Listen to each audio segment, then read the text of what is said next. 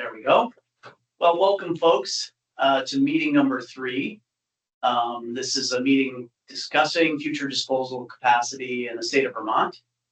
We've had some really good speakers, really interesting dialogue so far.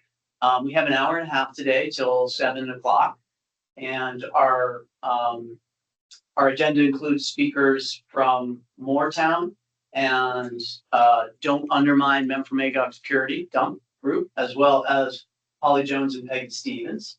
Then we have some time for discussion, and then really closing wrap up and looking forward to the next meeting, meeting number 4. Just for basic housekeeping, to introduce some of the staff here, I'm Josh Kelly, Solid Waste Program Manager. With me remotely is Shannon Choquette. She can wave. She's been very helpful in the background, managing the chat and people accepting into the meeting. I have Anne Bajor of the Solid Waste Program, Dennis Feckert, and Stephen Young, also with Solid Waste Program. And we have Ed Stanak speaking for dump. And then we have John Siegel, hopefully is able to rejoin for Moretown, fingers crossed, and be able to be heard. This is always crux of hybrid meetings. Thank you all for joining us today. The State of Vermont Solid Waste Program and really Agency of National Resources is hosting these series of public meetings to discuss future solid waste disposal and the needs going forward. The goal is to hear from various disposal experts and participants and to produce a short report for the Vermont legislature that highlights some of the most promising opportunities for future disposal capacity and inherent challenges. I said last time, and I think it's worth saying again, we all produce waste and we have a collective responsibility to manage it appropriately. By the way, we all have a responsibility to try and reduce waste, recycle, compost, all of those good things, which I know many of you do day in, day out, and I'm so appreciative of it. We are mainly talking about the type of waste that we cannot recycle in this case. We're really knowing that we still will need a place for our trash to go that's not recyclable or easily compostable. So knowing that is looking ahead towards the future. So with that, I'm again, I mentioned our speakers before. I'm not able to see if Jonathan is rejoined. I don't know if Shannon, if you can see, let me just look through the list. It's not yet. No, it doesn't look like he has, but I'm sending him the phone number in an email. Okay. So he's aware that he can dial in. Great. Let's see if he's able to. Yeah, that's him. Yeah, let's see. Oh, John, I think we can hear you now. Go ahead, give it a try. Can you hear me? Yes. Hello? We hear you. Okay, good to know. You may be sorry about that, but good to know. It's good to start with a laugh. All right, well, you missed sort of my recap, John, but basically we're discussing future disposal capacity, and we've shared with you several times what we're talking about, challenges and opportunities going forward for where our trash will go. It's really great to have a representative from Moretown, who was a host community, still is a host community for the Moretown landfill, which is closed, but that's part of the discussion today as well. We did, just for everybody, we did invite representatives from Coventry to attend. They couldn't attend. So we'll go really just right to Moretown. And John, if you're ready, we really would turn things over to you. Kick us off. All right. Well, hope I don't blow it. To be honest with you, I'm not really sure what I mean, everything I know and my experience was from quite a while ago, and it's history. I'm glad to go over it, and there's a lot of it that probably you don't want to hear. But overall, I would say that being a host town, we got off to a rocky start and it ended ugly. But most of our experience with Moretown Landfill was very positive for us and for the Mad River Solid Waste Alliance and for Central Vermont. I mean, MLI did a lot of the heavy lifting. And I mean, in addition to the tipping fees, which were nice, They pretty much supported our recycling and anything else we had to do. And it cannot be understated how important it was when we went through Tropical Storm Irene. Um, Having a landfill nearby was huge. Um, I mean, I suppose you all can figure out why and how. I'm glad to talk about it if you have any questions, but I thought it was closed prematurely. I thought it was closed for political reasons, not for the reasons that were stated.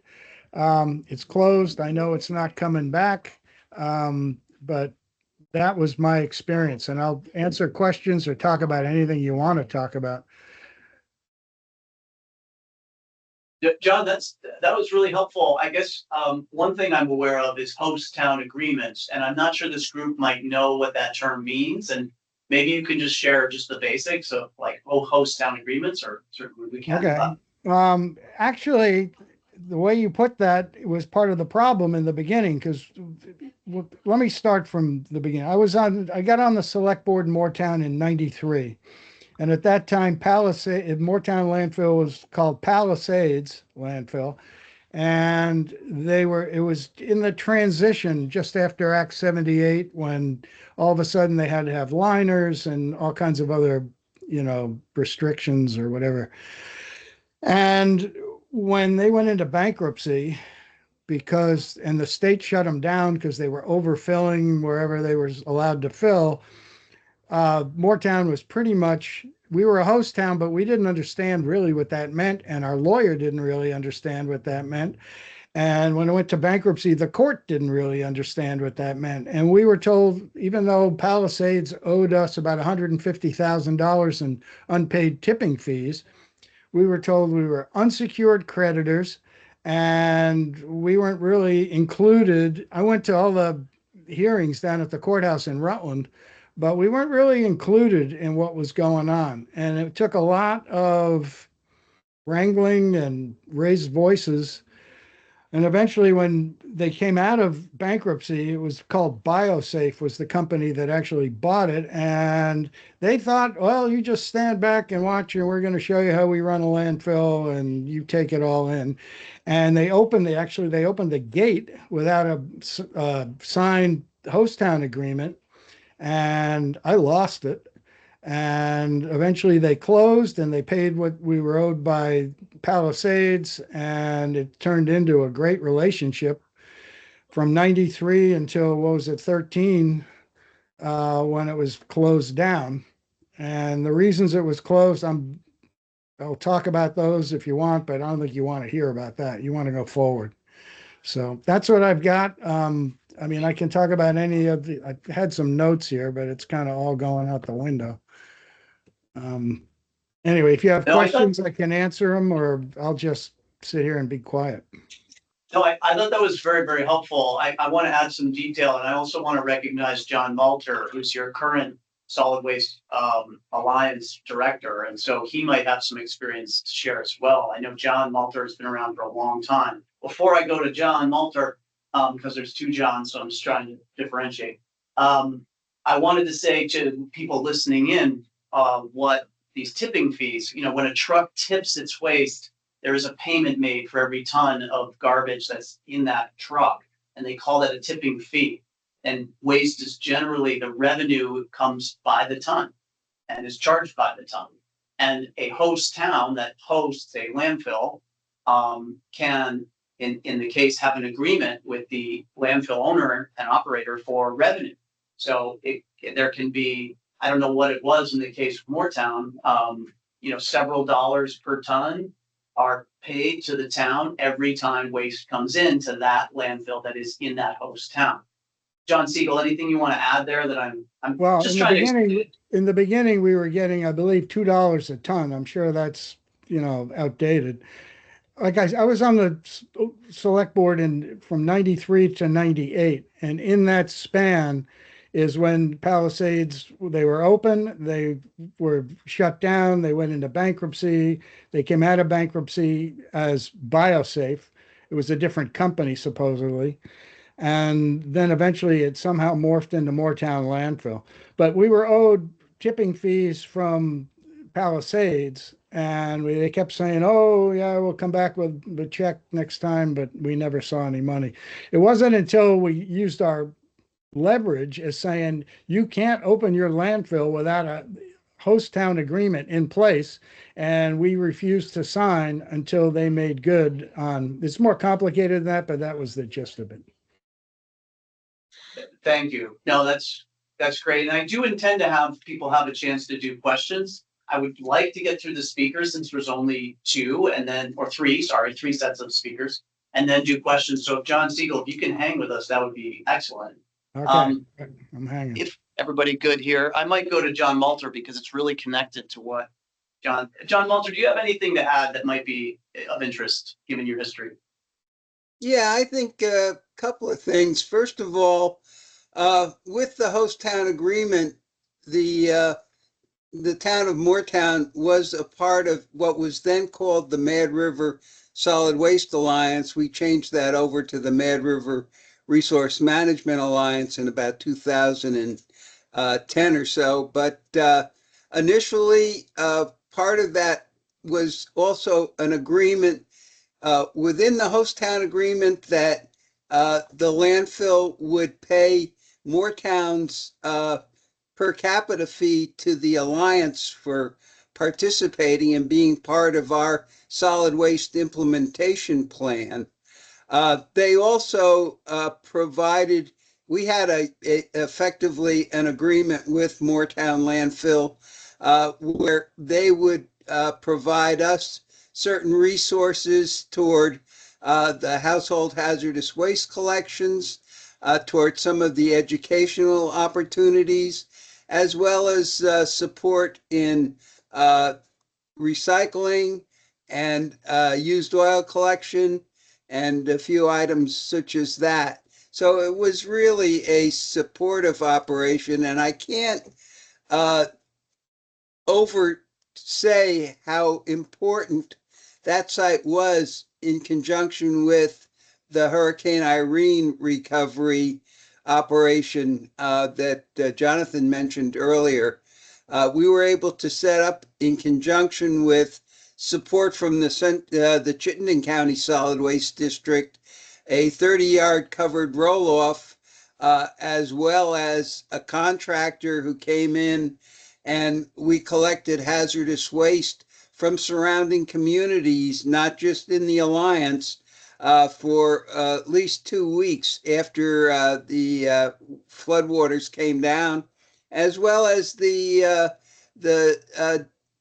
construction and demolition debris that was generated during this event was taken up to that landfill at pretty extensive capacity reduction for them at the time. But they really did provide some support to a lot of communities in a lot of ways. And Moretown was a good partner for us to be in the Alliance, and we were able to accomplish a lot without having a substantial need for a higher per capita fee, and certainly no need to try and become a district and have a surcharge for generating revenue to operate our alliance. John Malter, thank you for that. There's so much packed into the history you and John Siegel have lived that I just want to pull out for the audience a couple of things. Act 78 was mentioned, and we all love recycling to the Dickens and back, and it's wonderful. And Act 78 was really meant to really push that hard as well. It was not only sanitary landfill, but it was meant to really engage on recycling. And a lot of success has been achieved by municipalities and others due to it, even Act 78. There's also the mention of alliances, independent towns, and districts, which if anyone wants to see the map that we have today, 802recycles.com will show you that map. Coventry, who can't be here today, is an independent town. So the host town agreement is, as I understand it, with Coventry and Casella, essentially, for that News Vermont landfill. And as John Malter was telling you, the host town agreement, I think, John Malter, if I have this correct, was broader. There was more towns or at least your entire alliance of towns was getting some benefit out of those tip fees, and other services, like you were saying, household hazardous waste events and other. Education, things like that. Yeah, I heard from Coventry, just so people are aware, that they do get similar types of services for hosting the landfill, not only just revenue from the host town fee, but also these other services. So I'm really just sharing facts with folks to educate on the different levels and layers that we have, and some of the history as well. Let's see. I have a feeling there will be questions about the Moretown landfill and its closure. But before we go there, John Siegel, maybe we can talk a little bit about trucks, truck traffic, being a host town, concerns. I've heard concerns about water quality, air quality. Windblown trash can be a concern. Can you talk about what it was like, odors living next to and near a landfill? Well, can you hear me? I'm not sure. Yep. Okay. Yeah, we can. Well, I'm sure A&R may or may not have other opinions about this, but it seemed like the reasons that they gave for closing the landfill had nothing to do with trash. It was about mismanagement. And one example, you were talking about odors. For one thing, there was a compost facility that moved in next door. And at the time, it wasn't really, they didn't have to do anything about containment or dealing with the smells and odors. So it wasn't clear where the odors were coming from. But specifically for the landfill, what we found out after Advanced Disposal took ownership and started to put everything back together, they sent a guy from Minnesota or Wisconsin, I can't remember. His name was Mike DiMaggio, and he showed up and he came to one of our meetings and he said, what we found was that there's these gas extraction wells, which are basically PVC perforated pipe that are installed in the actual landfill. And there's trunk lines that go and connect them all. And there's a vacuum and it sucks the methane and what other gases are coming out. And then they're drawn and they have electric generators. And then there's a flare that burns off any excess gas. It turned out when Mike DiMaggio showed up, what he told us was there was 18 wells. They were all flooded with water. They had submersible like well pumps down in the bottom that were not maintained. So they were full of water. And more troubling than the fact that they weren't being maintained was the fact that a third of these 18 wells were installed with solid pipe, not perforated pipe. So apparently all they cared about was the appearance of there's the gas extraction wells, but nobody, and I don't like to point fingers at A&R, but apparently A&R wasn't paying attention. And so they had no gas extraction. So what was happening was whatever gas was coming out of the landfill was seeping out from the edges of the liner and through the open. It was an open cell where they were working. That was just one of the things. They were talking about it was groundwater pollution. Well, according to the director and according to what we were hearing, it was arsenic, manganese, and iron were the pollutants that they were detecting, which are evident in the background wells above the landfill. So Secretary Markowitz was saying, oh, it's polluting the river. Well, I don't know if arsenic, manganese, or iron were coming out of the actual trash, and the liner hadn't failed as far as we know. So it seemed like this was kind of a stretch. And then the other part of this is the cell one was from the Palisades days, pre-Act 78. So I understood the plan was they were constructing or trying to construct a fourth cell, and that when that cell would open, they were going to transfer the trash from the unlined cell before anything was even looked at and regulated into the lined cell, then put a liner down and continue as another lined cell. That kind of was thrown out the window and everybody just said, oh, never mind about that. So in a way, we kind of felt abandoned for political reasons. There was also they were blasting for this fourth cell, and they were over blasting, and they were shaking the neighborhood, and the neighbors were outraged. The whole community, they were showing videos of the sheetrock screws popping out and all this stuff. But that was because they weren't doing it responsibly. And I thought this is too valuable a resource to let this thing just get pushed aside. But that's what the Shumlin administration wanted, and that's what happened. And I got to tell you, as John was talking about, if we get another Irene flood, which we're going to have at some point, people are going to feel the pain of, I mean, if we have one landfill, it's 50 miles north of Moretown. I don't know how this is going to work for central Vermont, but anyway, that's what I got. You want to hear more of that? I'll go on all night and day. John, no, it's super helpful. Really appreciate the context. Let me, Dennis, I don't know if I didn't live through those era. You don't have to speak at length, but anything that you remember from those days that you wanted to share or not is fine too. No, I think John did a nice job of breaking it out. It really was badly run at the end. Josh, you are at time, just so you. Yeah, we actually should move on. Anything else, Dennis? I don't want to cut you off. Okay. John Siegel, thank you so much. If you're able to stick around, people may have questions for you about what it was like or other questions. Okay, I can stick around for a little bit, but can I review this? Will this be posted somewhere that I can see the full meeting after the fact? Yes. Yes. Yep. Shannon, go ahead. Yeah. Yeah, I'll put it up on YouTube, and then I'll put it on to the future disposal capacity webpage that we have, which I'll send out links to all of that with the next meeting reminder, and you're on the list now, so you'll receive that. Thank you. Thank you for letting me run my mouth. I appreciate it. No, I mean, honestly, it was, it's your lived experience, which was exactly what we were looking for, John Siegel. Thank you. Shannon, if you'll put in the chat, our vtrecycles.com website, 802recycles.com, just so people have it. These are bases that we use all the time, but if they can get to our homepage, they can get to the right at the top is the banner for disposal capacity. All right, let's move to Ed, if you're willing to go. Yep. Did you have PowerPoint, Ed? Am I No, I missing don't. something? Okay, apologize if I didn't ask that before. Nope, that's fine. I think somebody, Shannon, give a thumbs up if you can hear Ed speak. Go ahead. Ed. Hello, this is Ed. Yeah, I want to just make sure that mic was working. Okay.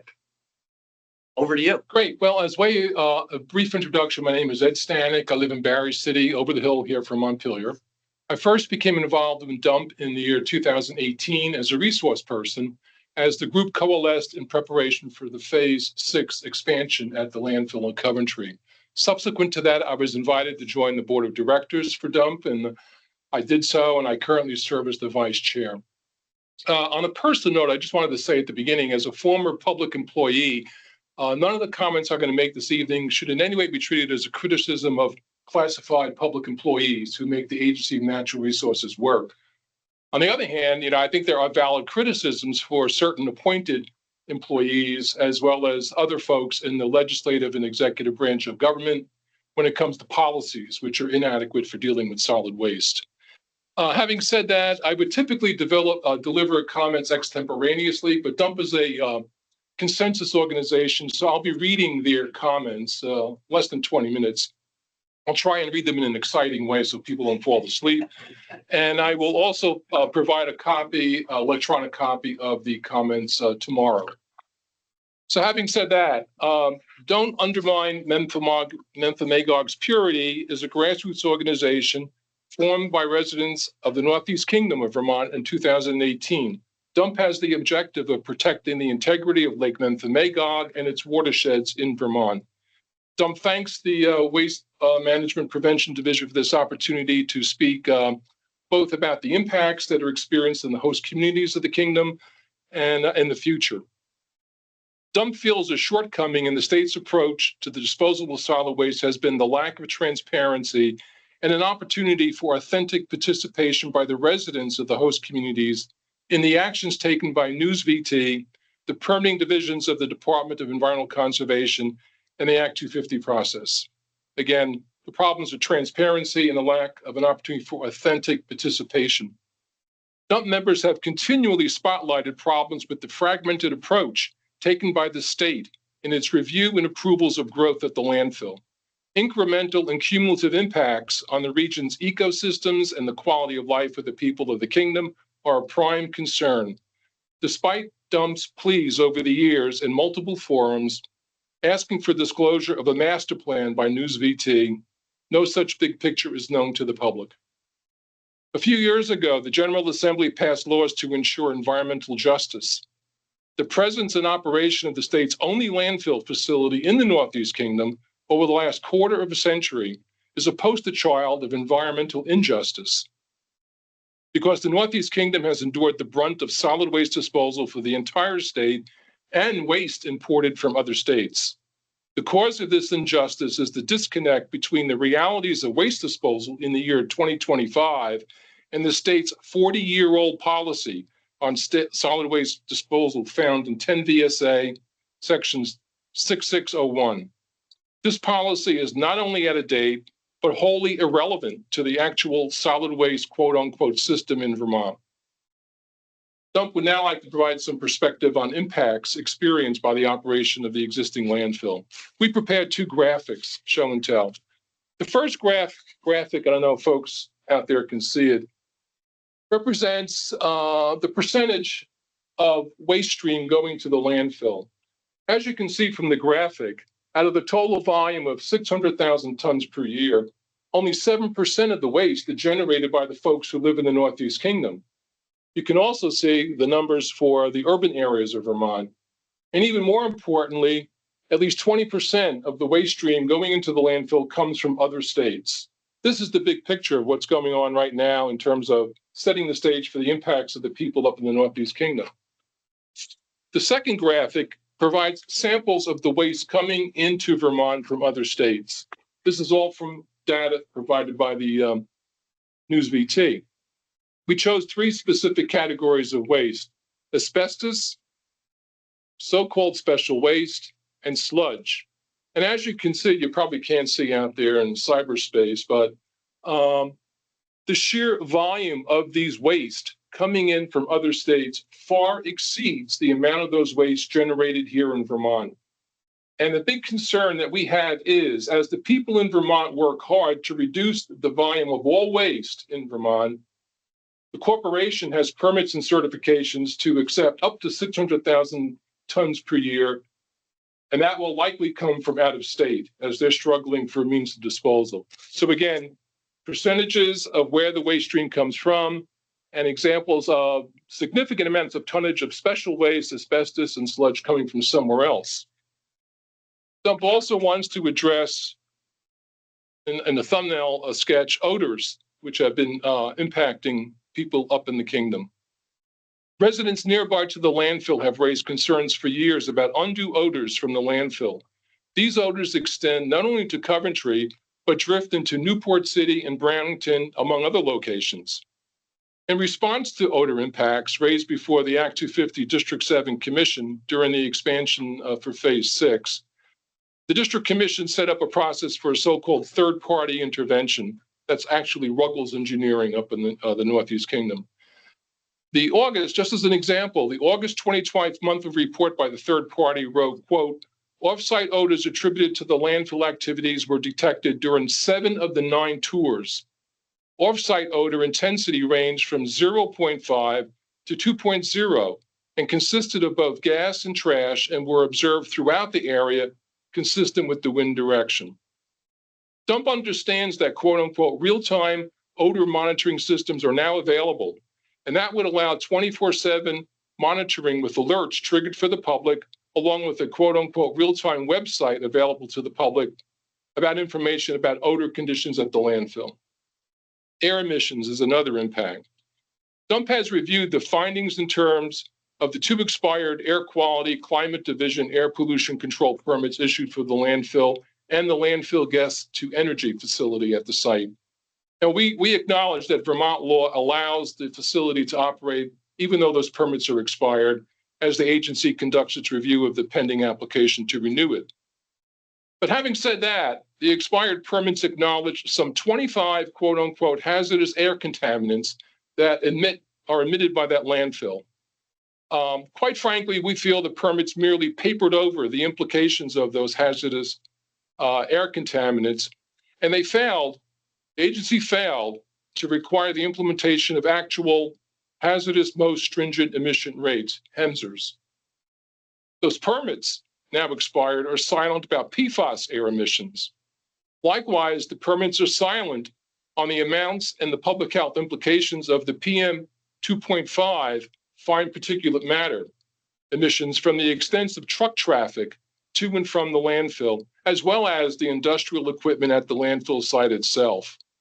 In April 2024, the federal EPA reported a violation of sulfur dioxide emissions at the landfill.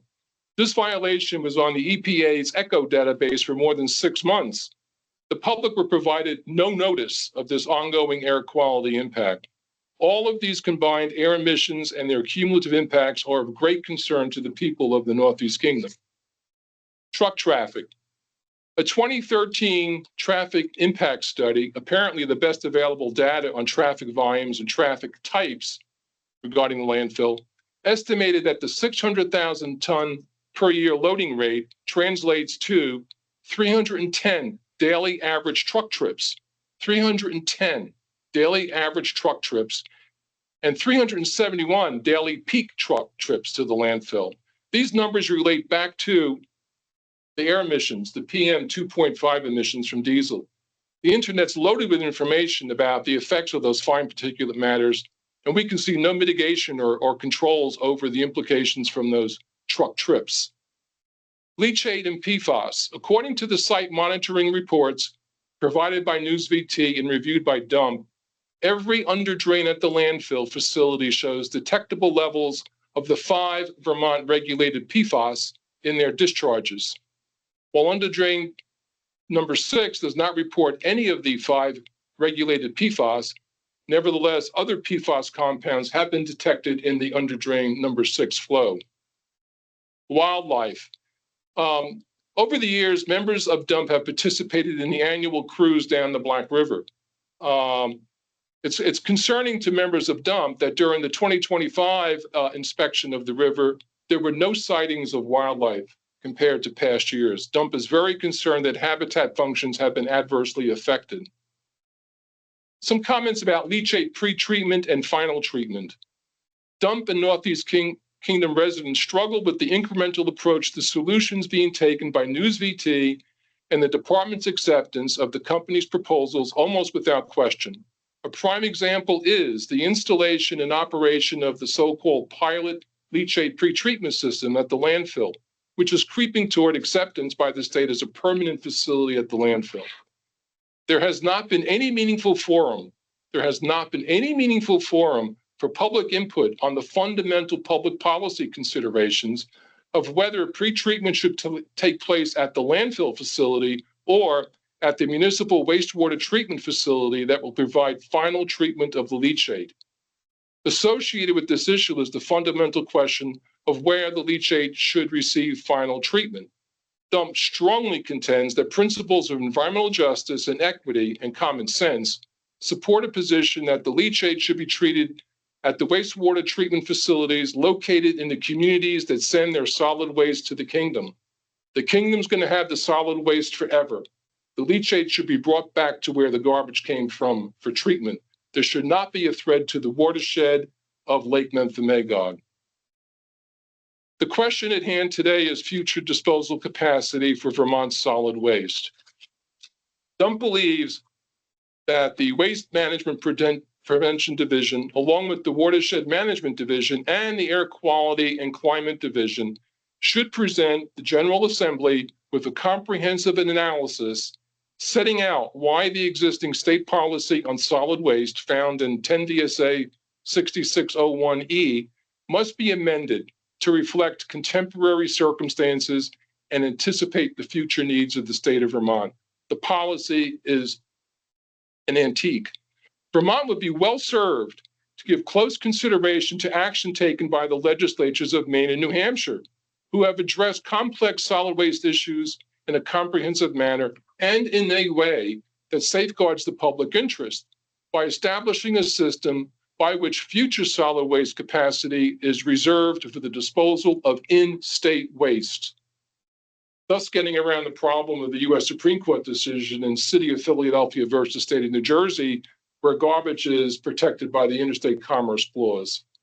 Maine and New Hampshire have grappled with that issue. Vermont should too. Another integral aspect of an updated Vermont solid waste policy must include an equitable solution to the siting of disposal facilities. Dump believes that this must include regional landfill facilities in proximity to the municipalities that generate the bulk of the solid waste stream. The people and ecosystems of the kingdom have accepted more than their fair share over the last 30 years of the impacts from the disposal of Vermont's solid waste.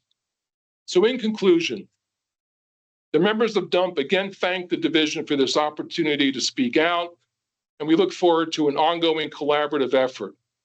Except for the fact that farmer Nato began accepting trash for disposal on his property back in the 1960s up there in Coventry, it's hard to believe that a landfill would ever have been approved at this location near the shores of Lake Memphremagog, an international body of water that is the drinking water supply for 175,000 residents of the province of Quebec. It's not worth jeopardizing that resource. So in closing, DUMP feels it's critically important to ensure that the current out-of-sight, out-of-mind attitude that burdens the Northeast Kingdom with Vermont solid waste will not apply to the Coventry facility after its closure, when the waste will be disposed of, hopefully in regional facilities.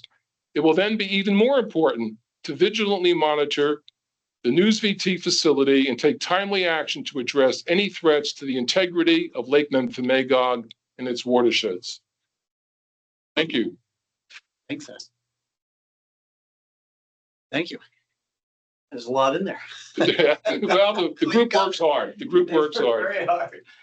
All right, well, let's turn it over and open up for discussion now. So we're gonna ask you to use the raise hand function if that's okay.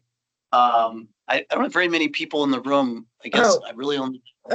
Josh, wait, discussion is after Polly and Peggy, correct? Oh, I'm so sorry. I was Thank you, just looking Shannon. at the agenda. Thank you. I tell them to tell me when I screw up, and I just did. So, Polly, the floor is yours, and then Peggy, however you guys want to do this. Thank you, Ed. Yep. Okay, I can go ahead and share my screen, yes? Is that how I Sure. get what I want to? Let's see.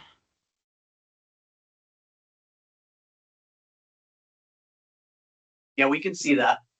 We can You see can if see- we, yeah, okay, there you go. You can see it now? You can see Yep. me now. Great. Yeah, we're going to soothe you with pretty pictures.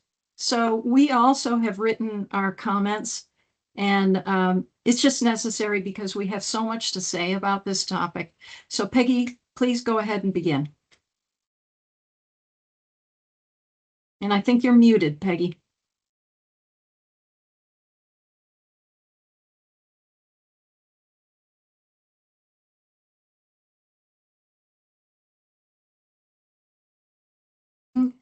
Okay, can you hear me? Yes. Yeah, we can. Yes. Oh, great, thank you. So look, we want to thank you first for this opportunity to weigh in as stakeholders on the future of waste management in Vermont. Our purpose is to assist the DEC and you in your efforts to shape legislation on solid waste policy. Holly Jones is here, and I'm Peggy Stevens. I'm an active dump member for the past 6.5 years, and Polly close to that. And I just want to say off the cuff that we are obviously going to be talking about the same sorts of things that Ed was talking about, but we'll be adding additional information from our perspective. Polly? I am having difficulty advancing. There we go. Got it. My story begins with my husband, whose family settled in the Memphremagog region about 200 years ago. With a strong connection to the area, my husband and I and our youngest son, you can see us down at the bottom right, built our house on the lake beginning in 2019, and we had very little outside help for that. Had we known that the landfill existed so close by, we would not have invested in the area. Knowing what we know now, we monitor our well for PFAS and use an RO for drinking water. One of the most enjoyable pastimes for our family is fishing, but due to the evidence of lake contamination, we do not eat the fish we catch. The work I've done in the 5+ years that I've been involved with DUMP has formed the foundation for my current advocacy work focused on the reduction of PFAS from upstream to waste stream. And I and my family have lived over 40 years on Echo Lake in the Memphremagog watershed. More than 25 years active in the Echo Lake Protective Association. This experience has provided an excellent opportunity to become DEC educated in the need to protect the lake and the watershed. As an active DUMP member, I have accessed state reports on water quality concerns, and further research has increased my understanding of landfill operations, impacts, and threats, and of PFAS. PFAS threats are my #1 concern and motivation. I have friends and acquaintances in the eastern townships in Quebec. The International Drinking Water Reservoir must be protected for their health and safety and for all of us on both sides of the border who drink from, live on, and recreate in Memphremagog. Memphremagog is a public water body belonging to all of us. Everyone has a stake in its purity, and we are representing all affected Vermont and Quebec citizens and future generations, including my beautiful granddaughter who was in that previous picture, in our remarks. There are many factors affecting the health of the environment and the citizens living near the Coventry landfill.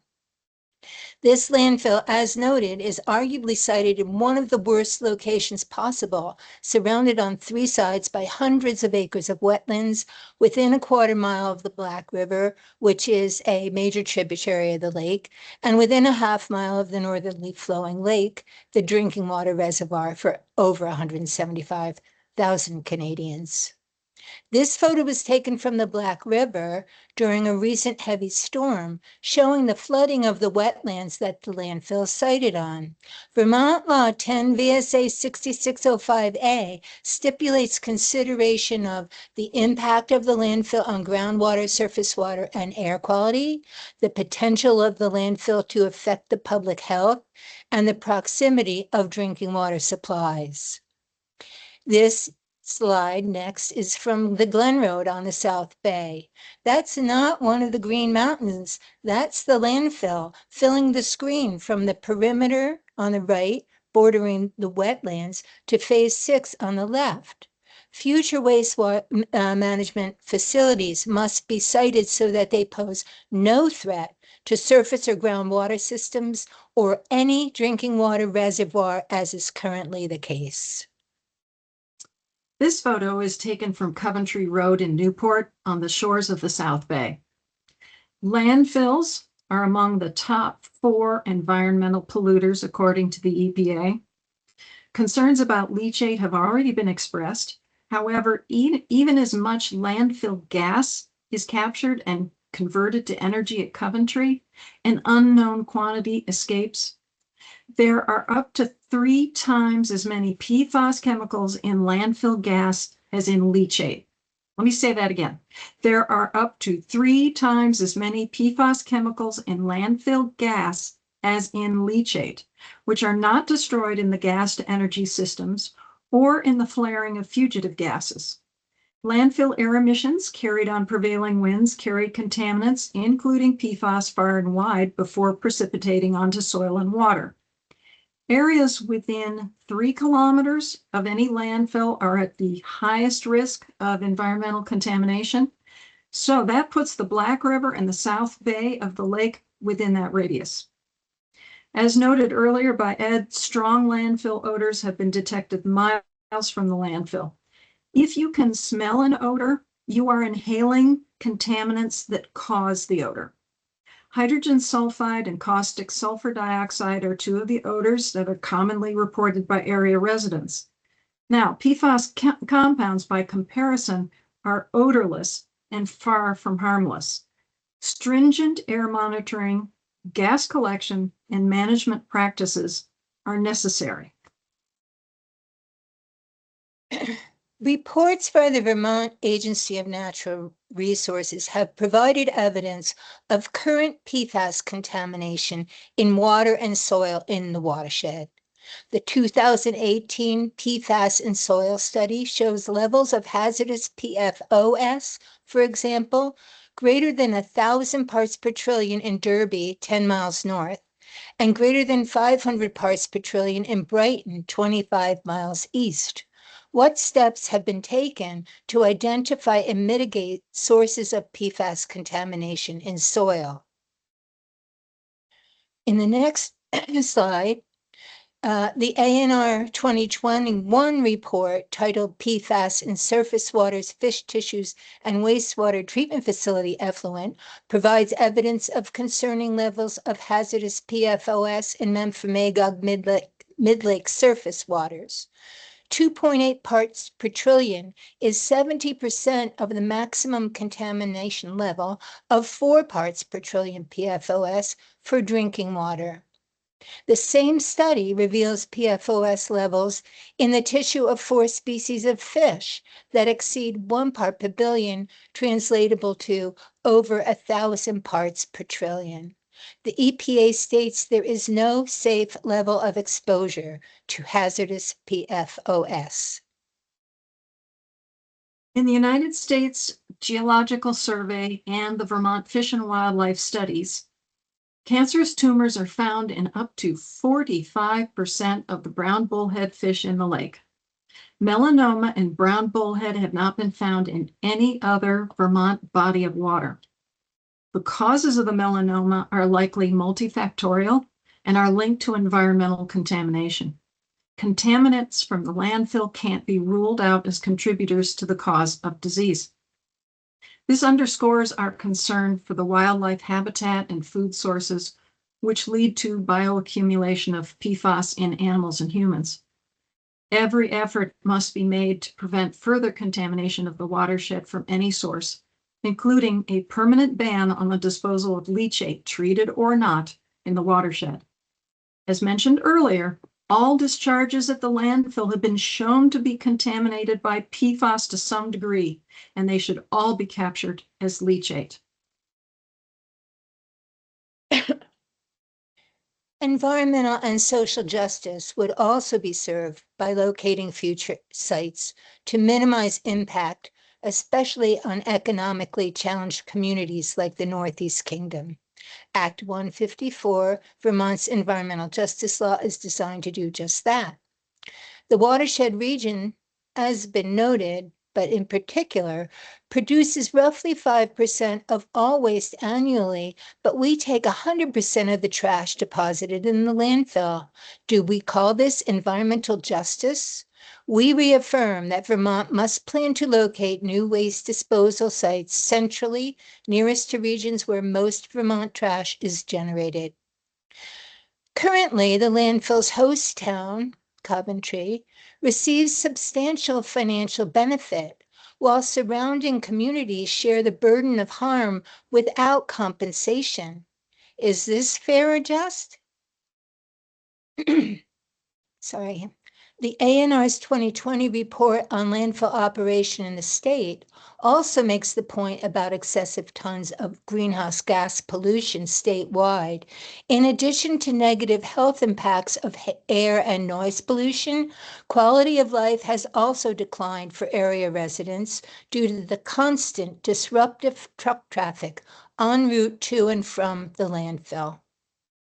And very importantly, recreational tourism is the foundation of our regional economy. As our natural resources are degraded, so disastrously will be our economy. We have heard from area realtors that potential home buyers have stopped their search on Memphremagog and bought properties elsewhere, including on Echo Lake, due to proximity to the landfill. As water quality becomes further degraded, both property values and tourism will suffer irreversibly. So responsible waste management never need be this environmentally damaging, unjust, or intrusive again. Legislative efforts to reform solid waste policy must include: 1, strict requirements for landfill siting, especially considering hydrogeological appropriateness. 2, further expansion of existing reuse, repurpose, recycle, and composting legislation to reduce Vermont's waste stream. 3, EPR legislation to reduce plastic and packaging waste upstream. 4, reform of hazardous materials management, including that for PFAS upstream and downstream. 5, regulation of PFAS as a class of chemicals rather than as individual compounds for drinking, surface, groundwater, and air emissions. 6, an update of our standards for the monitoring, handling, and disposal of contaminated waste, including PFAS residuals from leachate treatment. And 7, the requirement of state-of-the-art technologies to capture and destroy, not just sequester, the PFAS in the landfill as is current practice. I want to say that Vermont culture, the culture of we Vermonters, exemplifies independence and self-sufficiency. But our current model of waste handling relinquishes control to a private corporation. Our self-sufficiency depends on a complete overhaul of the current model. Privately owned landfills, as Ed stated, are protected by the Interstate Commerce Clause, and this allows for the import of tons of out-of-state waste annually. A state-owned system would be able to limit that. In the current model, Vermonters have no way to reduce the tonnage deposited in the landfill if News Vermont makes up for the shortfall in imported waste. Ed said this, we want to reiterate that. The recent presentation from Eric Street of Maine's nonprofit Echo Maine points the way to a sustainable waste management future. A nonprofit model involves community stakeholders in setting rates and preventing a corporate monopoly. Now, there are also public utility models in other states that provide similar benefits. The protection of our environment and public health must take precedence over the waste industry's profits. The current corporation could effectively partner with a publicly owned utility. Through this public-private partnership, Vermonters will remain in control of our destiny in terms of disposal options. Landfilling will become the last option as other forms of waste reduction are prioritized. And really, the bottom line is this. While we have all heard the trash has to go somewhere, a lot less of it needs to go into a landfill. So Peggy and I both thank you tremendously for giving us this time to share our perspective. Thank you. Great. Thank you, Peggy. Thank you, Polly. That was informative. Thanks. But I was going to go to the room to see if anybody. I only have two non-A&R speakers in the room. Do you guys have any questions that you want to ask any of the speakers? Really? Okay, I'm going to go to John Siegel has stayed with us so long, and he was really interesting in the beginning. I wanted to see if anybody have questions for any of the speakers. John, Ed, John Malter, John Siegel, and John Malter, Ed Stanak, others, Peggy and Polly. Feel free, those online, to raise your hand, and we'll call on Ed Barber. Go ahead, Ed. Yeah, I have a question is regarding the Moretown landfill. If we get over the issue about odor, can some of that landfill be used to bring in some of these construction debris material, things of that nature, that don't have odors associated with them? So it would help relieve some of the pressure off the traffic going to the Coventry landfill. I can speak to a little bit of that, but John, I don't know if you had an opinion, John Siegel, if you had an opinion that you wanted to share first. I want to give you the floor. Can you hear me? Yeah, Yeah. I mean, I don't know if I'm qualified. I'm not a engineer, and I don't know if I'm qualified to speak to some of the specifics, but I'm confident when I say when they were, the landfill in Moretown was shut down when they were in the process of constructing a fourth cell. They were blasting, and I don't believe it ever took any trash in that cell. The rest of it was closed. So in order to take in whatever, I mean, I don't know how this works, but if it needs a liner, it would need opening that fourth cell and continuing responsible blasting and construction. I agree that one of the comments that was made by the two ladies, we need to have responsibility for our trash. I think allowing it to come in from out of state is as bad as shipping it out of state. I think we need to clean up our own mess.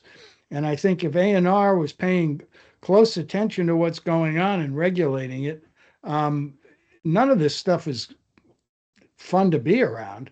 But at the same time, we're generating trash. We have to figure out what are we going to do with it. And I have no problem with what Ed and the two women from Coventry were saying.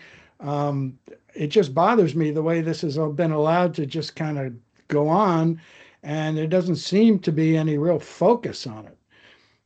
Anyway, that's what I No, want to that's, say. yeah, that's kind of, John Malter, go ahead. You seem like you have a thought. No. Yeah, my thought is just the same, that we are the ones generating the waste. Act 78, once upon a time, said trash is a local issue and it should be managed locally. As we grew as a state, it became evident that we couldn't have a landfill in everybody's backyard. So we wound up creating districts, alliances, and separate towns that managed the various waste streams together in concert. But the sad reality is that not in my backyard is a very strong issue. And to be able to find sites that are both environmentally and politically acceptable is quite a stretch. And the fact that we had the Moretown landfill, for all of its issues, I think we lost several steps by not being able to manage that one responsibly for the future. And I don't disagree with what was said by the other folks. You guys are shouldering the burden that we all are generating to the legislatures and the states' defense. There is a recognition that extended producer responsibility, product stewardship, awareness of more stringent diversion of food scraps, organic management is all part and parcel of trying to take that footprint and reducing it substantially. But we all have skin in this game, and we all have to work together. This should not be an us versus them. It should be a we working together. So, Thank you for that, John. We're going to have you run for governor next. I'm joking. Feel free. So Peggy's got her hand up. But before I go to you, Peggy, I just want to get back to Ed Barber, who asked the question. Let me just be clear with folks. C&D waste and the drywall popping that John Siegel was talking about, it's not completely inert. PFAS is also related to C&D materials. So this gets harder as you start digging into what's in our actual waste. But some of the air emissions we're talking about are related to floods that produce a lot of gypsum-based drywall, wet waste, and old plaster and lath. My house is plaster and lath. It's very dusty. They both produce some air emissions when they get wet, and they make running a landfill really hard. I actually think Irene, the Moretown landfill, had some issues that post Irene as well with the sulfur related to that. So just C&D alone is not completely without its challenges. And then lastly, Ed, to say that on the last meeting, we had waste management official who runs he oversees a lot of facilities, Steve Poggi, and he did say that I think he said they don't have intentions of reopening that landfill, partly because the economics of blasting and to have enough scale to reopen, there's not enough room to keep going. At least that's kind of what I heard from him. I may not be accurate in that, but he was on the call. He was on our previous meeting. People can watch that. Let me stop there and go to Peggy. I'll be really quick. I just wanted to thank both Johns for their empathy and understanding of our situation up here. And just put out the question really of because NIMBYism is clearly an issue in siting. And if the state were to assume responsibility for solid waste disposal, would that help to ameliorate this problem of towns fighting with each other? I'm sorry. I'm just putting it out there. That could be another benefit of a public-private partnership. Thank you. It's fun. I actually wrote down some of Peggy and Polly's comments about publicly owned utility models because I'm looking ahead for meeting 4. There's 2 states that I'm very connected to, Rhode Island and Delaware, who both have solid waste authorities, and bringing them in. And then Maine, I've gotten some positive feedback from a representative of Maine government to come and talk about their model. They're not without their challenges, and they will talk about them, but they also can talk about why they exist, just like Kevin did. I'm sorry, Kevin wasn't our speaker, but with EcoMaine, but he sent his emissary, Eric. It was really good to hear from too. So we've got some really cool speakers coming up next. Anyone in the online want to raise their hand? Go ahead, Polly. Yeah. Yeah, I just wanted, you said Kevin. Is Kevin Boudris going to speak? From Just That's Zero? a different Kevin. I was thinking Kevin from EcoMaine's, I don't remember his last name. Anyway, he was originally going to speak, but Eric spoke for EcoMaine instead. Kevin Boudris is with, remind me, Polly. Just Zero.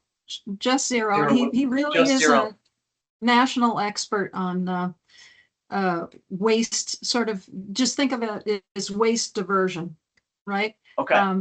I think he'd be an excellent speaker if you can get him. Okay. Thank you for that recommendation. Josh, I have a question. Yeah, Ed, go ahead. Thank you. Not this evening, but at some other point, I think it would be very informative to get a perspective from the division on at least 2 landfill facilities, which some of us with ancient memories, what's left of our memories, and I think it's also been discussed in the 2019 report by the division. The point is this, that up in the northwest corner of the state and in the Upper Valley area, it seems that there were two landfill facilities that pretty much got to the finish line. My understanding is that the Upper Valley landfill, in addition, received a boatload of federal money for infrastructure on I-91 to provide access to the site. So here we have public funds expended, arguably folks that may have moved into the area since those things were permitted, due diligence, buyer beware. It would seem to at least lessen the argument for the NIMBYism. But I'm just, without running on the mouth here, I think the public would benefit from more information. What's the status of those 2 facilities? Being a former bureaucrat, I understand that permits and certifications expire. And if those facilities were somewhat viable, then it sort of lessens this pressure, because then arguably we'll be looking for a facility to serve the southern quadrant of the state. Smaller facilities, less truck traffic, less impacts. And building on what Peggy and Polly were pointing out, if this somehow could be hand in glove with a policy change in the Golden Dome for a public facility, that would help us address the issue of out-of-state trash. But again, a long-winded way, just a cry for information. What's the status of the Upper Valley facility, the one up in the northwest part of Vermont? that might help the discussion. I'm glad you said that because that's the third speaker I've got lined up is Tom Kennedy from the Greater Valley Solid Waste District, who owns up that Heartland Greenfield landfill site.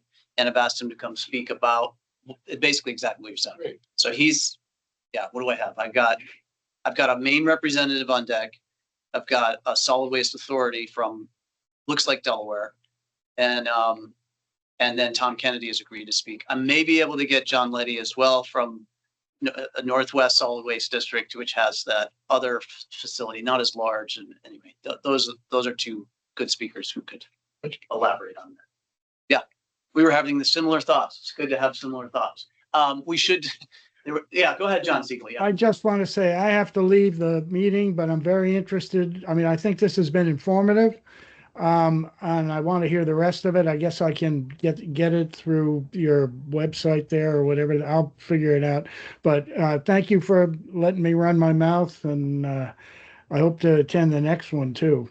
I don't have to talk. Thank you for can being. just let me in, and I'll listen. Okay. Oh, I appreciate it. Thanks for Thank being you. here, John Siegel. Thank Really appreciate it. Yes, please go I ahead. just had a clarification and I was gonna ask both Johns, but hopefully John Melter can answer. Did you say that the host town agreement for Moretown, the financial benefits were spread among all the towns in the area of the Mad River Alliance, or did I mishear?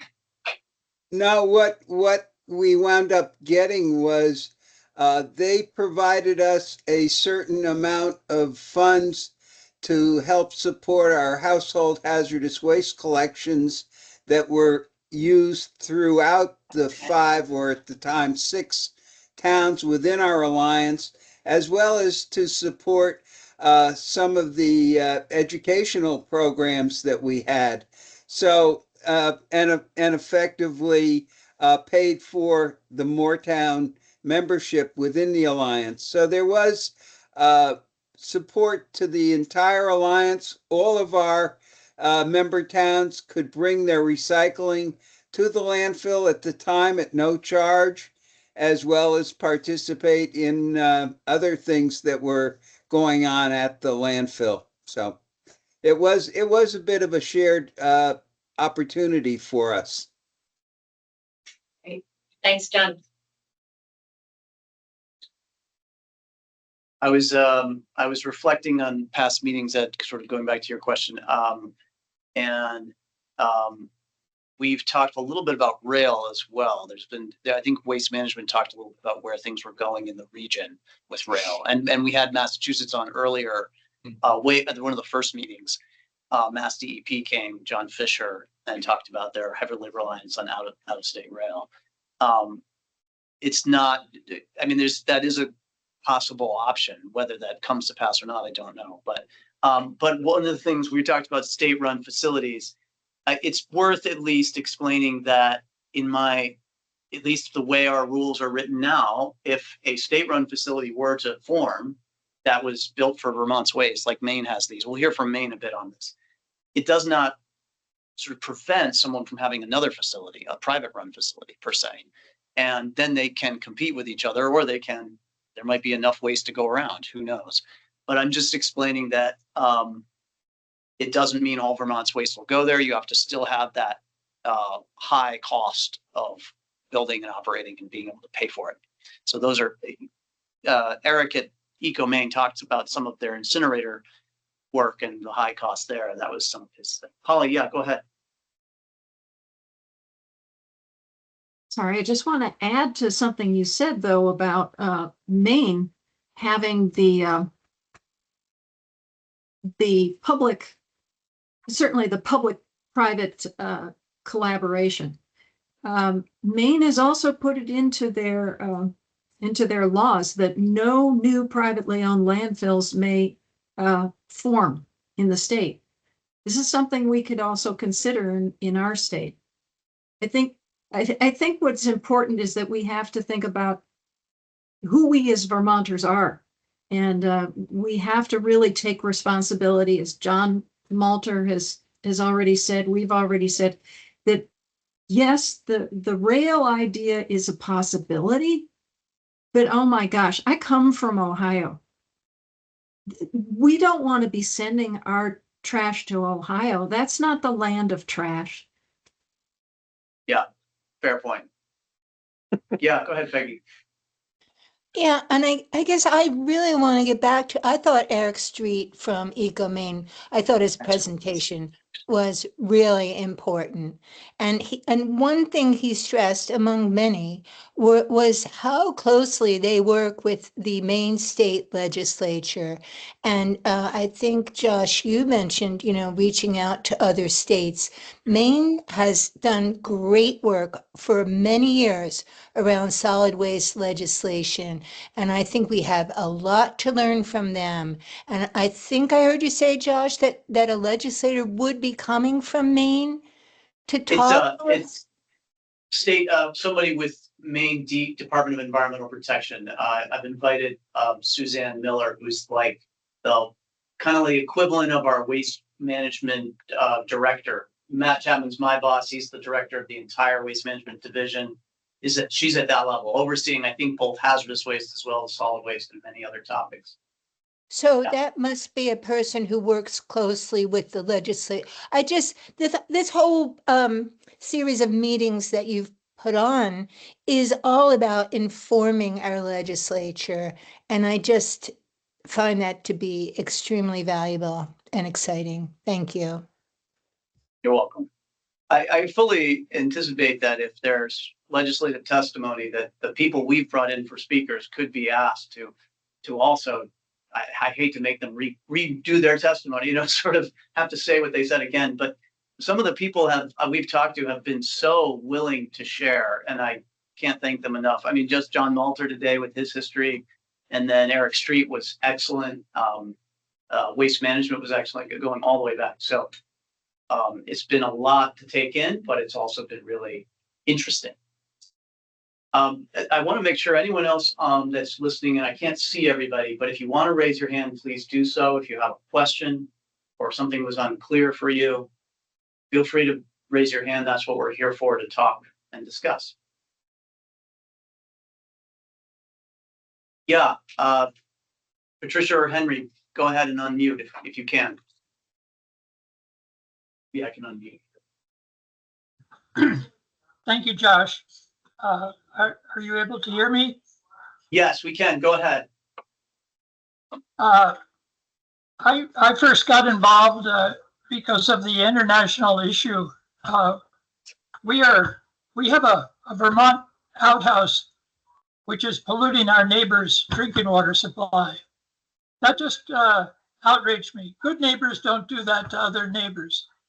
There are international treaties and law against such pollution across boundaries. And we've in the course of 6 or 7 years' work, we've collaborated with Canadians and who feel the same way. The Canadians are very, very polite, and their voices are low. But however, they are feeling it. And in the city of Sherbrooke, which takes its drinking water from Lake Memphremagog, it's a city of over 70,000, 2 or 3 times larger than Burlington. And PFAS has been detected in the intake tube pipes of the water supply of Sherbrooke. So it's a real concern. I've said enough, but I think that should be further understood. Yep. Appreciate it. Thanks. Others? Haven't gotten the answer. Go ahead, Jen. Yeah.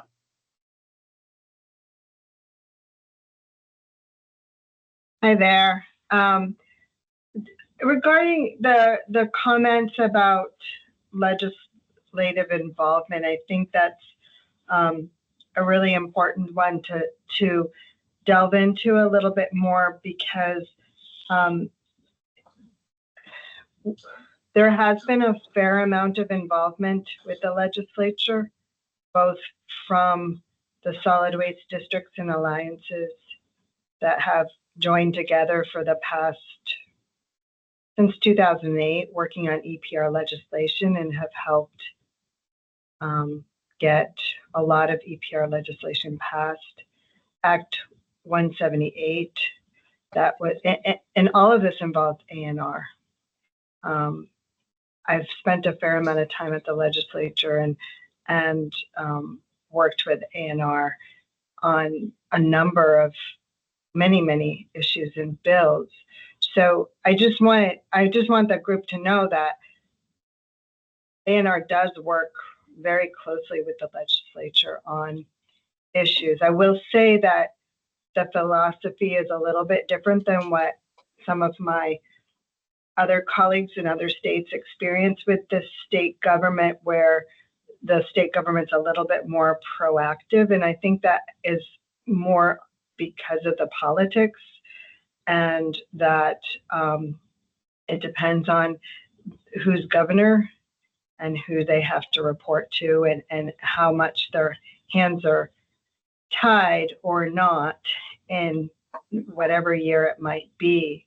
So I just want to give a kudos to ANR for what involvement they have had when they can have it, because there has been a lot of good policy that has been passed.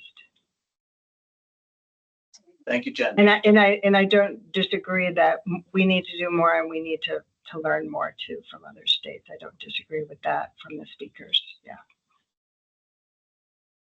Yeah. Anyone else in the room? Ed, you got any other musings you want to ask about? Well, I remember Palisades was a gravel pit. Yeah, well, back in its origination. Yeah, all this, there's often a gravel pit involved, and Right, it usually is. landfills start out as a pit.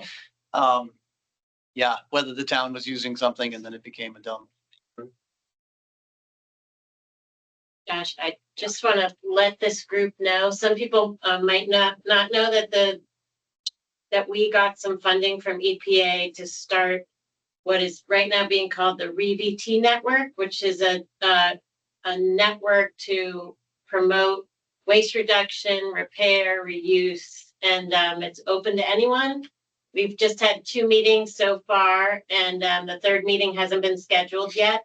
But if you go to our website, and I'll put the link in for this particular page, but if you go to vtrecycles.com and click on How Do I Waste Less, you'll get the information, and you can, if you're interested in finding out about our next meeting, and we're going to host a conference at Vermont Technical College in Randolph. We just set a date. I think it's April 9th, Shannon, if I'm correct. But anyway, you'll get more information on that if you're interested.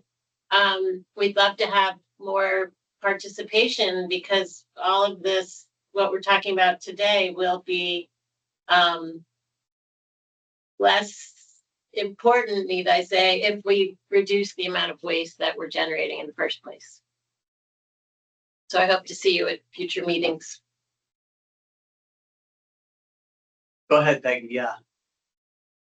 And I just have to take of course, we all have to take personal responsibility, but extended producer responsibility is so important. Expanding our bottle bill is so important. We cannot just put the burden of responsibility on the individual. And I know you all understand that. There's waste stream at the top of the waste stream that could be curtailed. And we must focus on that as well. Thank you. Couldn't agree more on curtailing the waste stream. We may be able to share more on that. I haven't used this speaking position to talk about what we're thinking and where we've been and where we're headed, but there's always these issues that come up. Jen Holliday's at the legislature. John Malter has testified. Tom Kennedy, who we've invited to come, has also given testimony on these issues. And your local governments have proven very effective at getting quite impressive laws passed. We have first in the country household hazardous waste producer responsibility, which Shannon is also doing that work as well. I seem to give Shannon no end of work to do. And that one's very hard, to be honest, to be going first, to get producers to listen to Vermont when we're one. We also have one of the most advanced battery take back programs in the country right now, although we do share that with a multitude of other states. So we'll use our collective, I guess, platform to bring that up with the producers of these. So that is, good things are happening, but they do take time. And waste can feel, to be honest with everybody, a little whack-a-mole sometimes because it's such a broad issue. There's so much stuff out there. So it's not that we're deaf ears to the one issue, it's that we're spread pretty thin on it. Let me see though, let me stop blathering on, see if somebody has another question before we wrap up.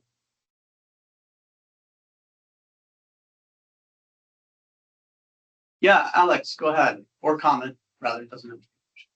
Yeah, good evening. Hi, everyone. Thank you so much to all the speakers for sharing your thoughts and perspectives with our waste streams and waste management efforts to date.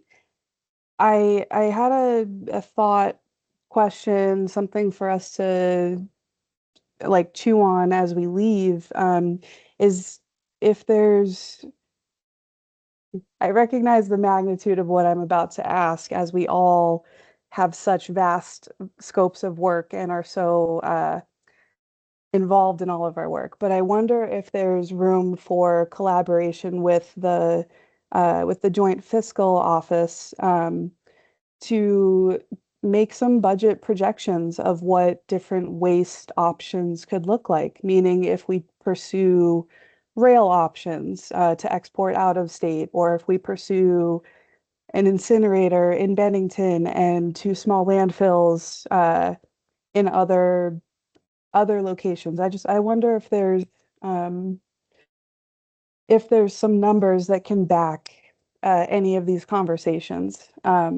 Because as Vermonters, we all have this passion to care for our waste and take responsibility for our waste. And that is evident in all of our conversations. And I just wonder if we could bring in the ultimate money piece, which will back any position that we choose, Yeah, or that that's the state chooses. it's maybe, I don't, certainly Joint Fiscal Office works at the pleasure of the legislature, so they answer them, and they do what they're asked to do that way, not us. But what you're bringing up about cost is front and center to the dialogue. We're talking about the environmental impacts of waste management. We're talking about the economics, and we're talking about the social aspects of it. I mean, we really can't deny, all of those things have been brought up today and every time we've had these meetings. And I do hope in the report we can highlight some of the economics of these options. I'm putting quotes because some people will say, incineration is not being cited. What are you talking about? That's an option. I mean, it is factually an option. They are out there. It's just right now, there's just not many being cited new. That is factual as well. We've heard from speakers a little bit of information about cost, and we've tried to capture that and put the notes we have right now in a structure, but it's very, very loose. And then we're also aware of a few other states who've looked at this for their own challenges. We were looking at a recent study, fairly recent, out of New York City and New York State about their challenges and what they were looking at as options. And they looked at the costs, high and low, and economies of scale, which factor into costs and usually get Vermont tangled up pretty quick when we talk economies of scale. But you're right, Alex. Economics has to be part of that. I don't know the extent we can predict the cost. That's the hard thing. You have to know how much waste you're going to get, and but we at least kind of know which ones are expensive. I will give credit to Waste Management. They talked a lot. Steve Poggi's talked a lot about citing a rail transfer station is not without its costs. He talked about rail cars, which I had never thought about, being very specific for this waste and very expensive. It's a lot of steel. So it's not an insignificant upfront cost in that either. Other thought, anybody? Yeah. So go ahead, Alex. Sorry. No, I don't think I had much more, but thank you. Great. We are at 1 minute 2. I'm going to call that good for now. I think we covered a lot of ground today. I want to appreciate everyone for being here. Ed, thanks for speaking. John Siegel's gone. John, thank you. John Malter for speaking. Peggy and Polly, very much appreciate you being here today. We will give you the next meeting date when we have it. We're still getting those other speakers tied down to a specific date. When we have that, we'll send that out. It will be interesting. That one will be very interesting as well.